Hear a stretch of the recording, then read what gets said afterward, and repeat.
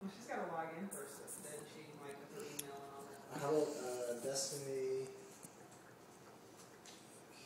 Just make it up for me, but tell me the Kinal. Kinal. So this is Margery, last name? Hannah. Margery Hannah. That's right.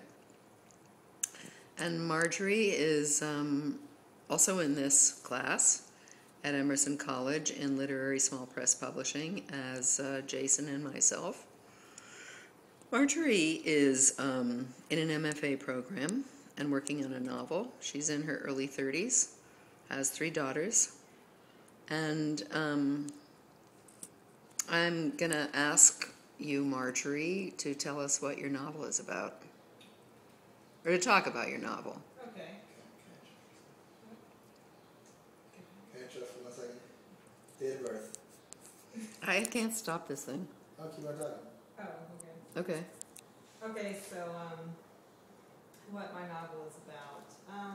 It's about class, ideology, real estate, perception. How do you work real estate in there? I'm so curious. Because real estate is, I mean, it's really, it kind of encompasses everything about ideology. I mean, everyone buys into this idea of the right place to live, and you'll pay more to live there. Certain people want to keep certain people out.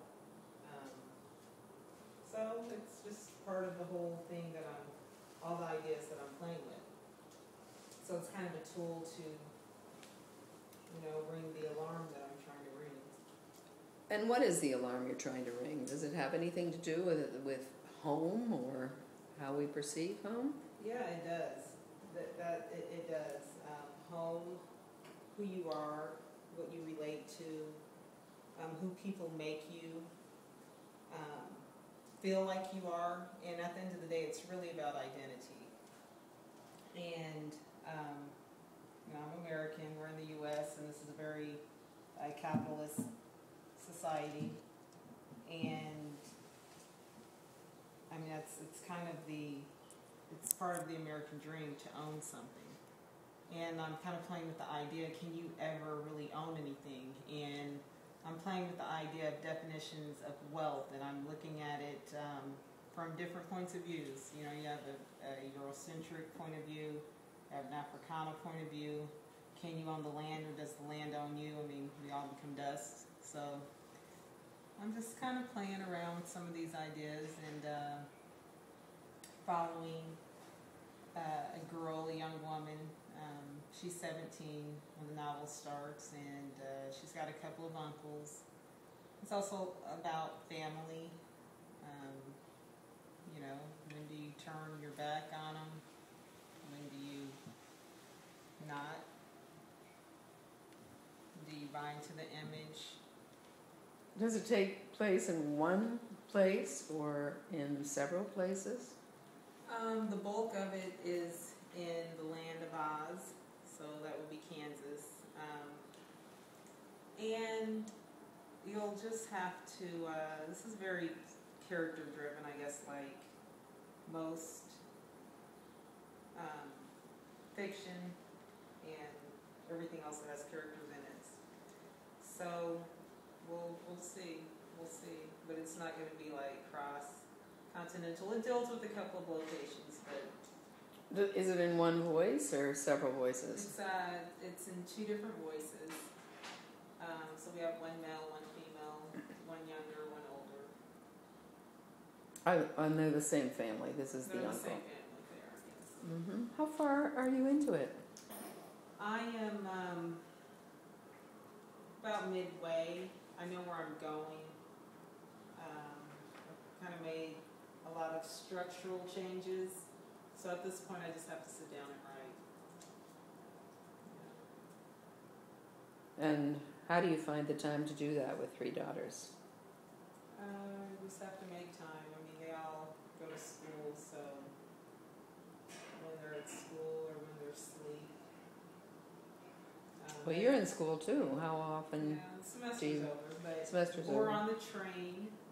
You know, living in New York, I spend a lot of time on the train going from the city to Southampton, so that affords me a lot of time. Or I just tell my kids, shut up, I'm trying to write a bestseller here. So,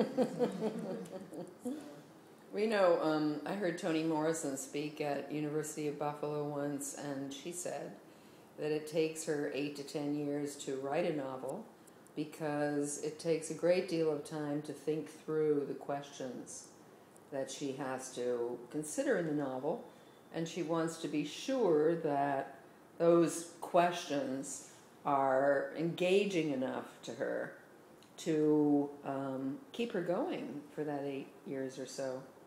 And I think, do you think that when you write a novel you have to spend a lot of time digesting and cogitating?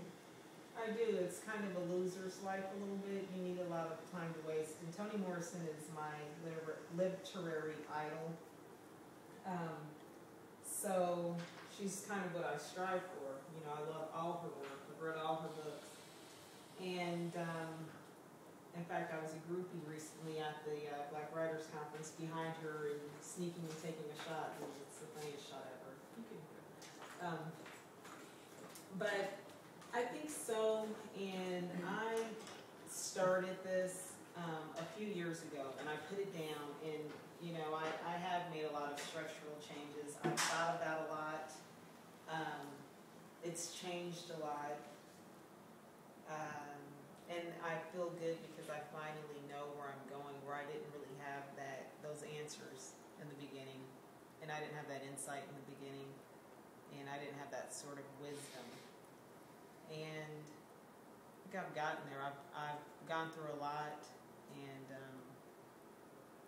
over the past couple of years, that really informed what I'm doing, and been able to just sort of remove myself. I think a lot of times when you're writing about maybe where you're from, it's hard to do, and I haven't been able to do it until I remove myself from that situation. So things are kind of in retrospect. Yeah. So this is an interview with Margery Hannah in early June in Boston. Thank you. Thank you.